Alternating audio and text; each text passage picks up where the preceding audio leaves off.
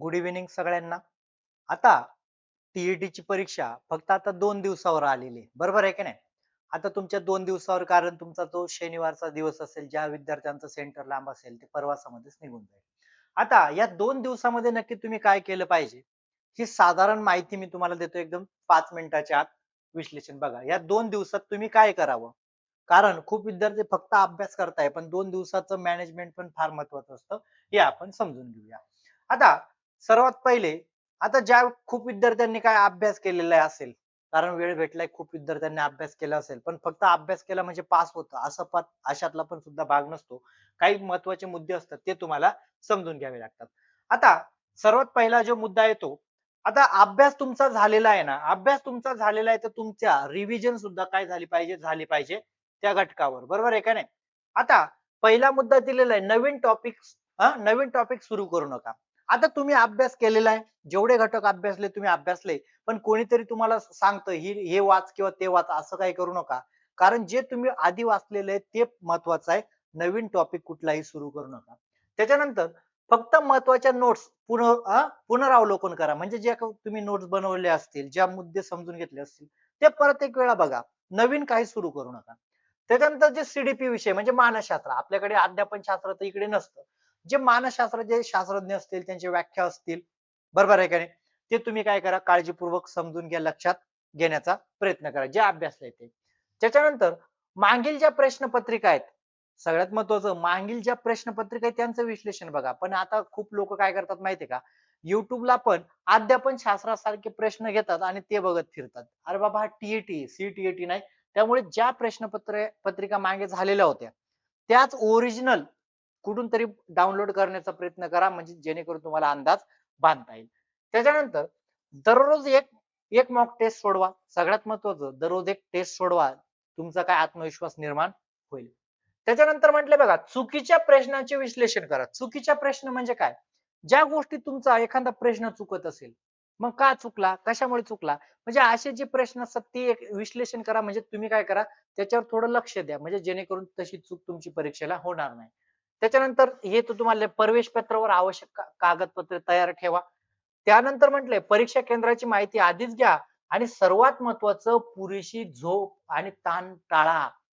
सगळ्यात महत्वाचं काय झालं का मुलं काय करतात एवढे अभ्यासाला लागलेलेत ना काही मुलं झोपत नाही सर 11 वाजले 1 वाजला सर 2 वाजले तरी मी व्हिडिओ बघत आहे किंवा मॅरेथॉन बघत आहे अजिबात तसं करू नका कारण जर तुमची पुरेशी झोप झाली नाही आणि तुमच्यामध्ये जर मानसिक ताण जर निर्माण झाला असेल तर किती जरी तुम्ही अभ्यास केला असेल तर परीक्षेच्या वेळेस काय करणार तुम्ही गडबडी करणार त्यामुळे जास्तीत जास्त विद्यार्थ्यांनी आता अभ्यास कमी म्हणजे काय जास्त करण्यापेक्षा आता आपण एवढ्या दिवस तर अभ्यासला आहे ना आता जेणेकरून थोडा वेळ द्या म्हणजे आपला मेंदू चालला पाहिजे. कुठे चालला पाहिजे? परीक्षा सेंटर.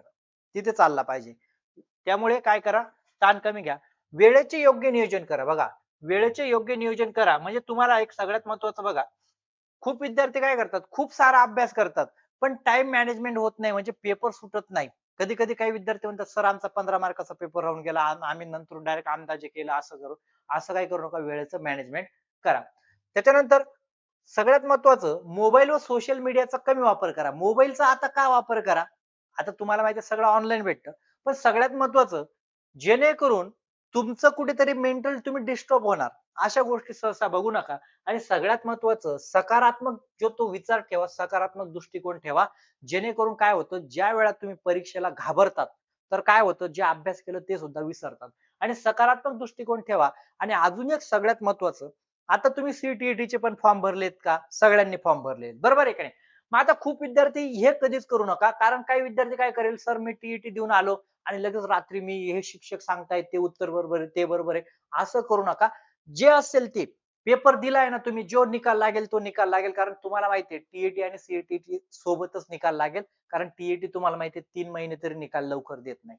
मग आता जो निकाल तुमचा आहे तो लागणारच आहे ना. मग जर आता तुम्ही सी फॉर्म भरलेला आहे, त्या अभ्यासाला कंटिन्यू करून टाका. 29 तारखेला तुमची टी परीक्षा झाली. बरोबर आहे का नाही? म्हणजे तुमच्या 28 ला. मग 29 पासून काय करा तुम्ही अभ्यासाला लागून जा. कशाला? सी टीईटीचा जो निकाल लागेल तो निकाल लागण्याच्या दिवशी लागेल. पण जर तुम्ही विचार करत बसले, का नाही सर मग मला एवढेच पडताय, मला आता काय होईल? म्हणजे काय होईल? नकारात्मक भूमिका तयार झाल्यामुळे काय होईल? तुमचा पुढे जो सी-टी-ईटीचा अभ्यास आहे त्याच्यामध्ये पण खचून जाणार आणि तुम्हाला जर सी मध्ये 100% पास व्हायचंय, मी काय म्हणतोय 100% नाही 101% पास व्हायचंय, तर आपल्याकडे बॅच उपलब्ध आहे. पी-एस-सीचं अकॅडमी हे ॲप्लिकेशन डाउनलोड करा. हां, तुम्हाला सर्व काही तिथे उपलब्ध होऊन जाईल. मोबाईल नंबर दिलेला आहे. काही अडचण असेल तर तुम्ही संपर्क करा. आपल्या बॅचमध्ये सर्व काही उपलब्ध आहे आणि 101% गॅरंटी देतो, तर तुम्ही पास होणार. फक्त एवढे टॉपिक सी तुम्हाला अभ्यासावे लागतात. हे बघा अशा पद्धतीचे हे तुम्हाला टाईम मॅनेजमेंट कसा करायचा हे पण तुम्हाला सांगितलं आणि सगळ्यात महत्त्वाचं सकारात्मक दृष्टिकोन ठेवा आणि झोप पूर्ण घ्या आणि नवीन टॉपिक अभ्यासू नका. नाहीतर काही मुलांचं चालू असतं, परीक्षा द्यायला जातात तरी सेंटरच्या बाहेर हे पानं बदलत असतात. असं जर करणार तर तुम्ही काय होतं, आता आपल्याला वेळ तर द्यावाच लागेल ना. आपल्या मेंदूला वेळ पाहिजे आणि तो वेळ ह्या 2 दिवसात तुम्हाला वेळ द्यायचा आहे. म्हणजे जे आपण अभ्यासलंय त्याची रिव्हिजन झाली पाहिजे.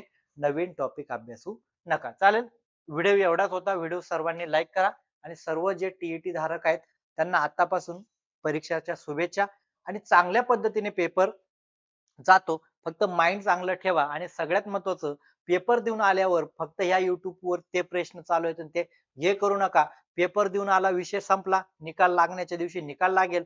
पण पुढची सी तयारी जी तुम्ही करत आहे, ती कंटिन्यू करून द्या. म्हणजे तुम्ही फॉर्मच भरलेला आहे ना. सी पण पास होऊन गेलं चांगलं आहे आणि टी पण पास होऊन गेलं तर चांगलं आहे. नाहीतर असं नको व्हायला, सर मला टी भरत होते 84 आणि मग नंतर मला माहीत पडलं का सर 4 प्रश्न रद्द झाले. मला आता 80च पडताय. मग मी सी पण अभ्यास केलेला नाही. असं कधी करू नका. त्यामुळे टी निकाल तुम्हाला माहिती आहे फार कमी लागतो. त्यामुळे जास्त कडे जाणार आहेत मुलं. पण असं करू नका, का टी भानगडीत पडून सी पण नुकसान होईल.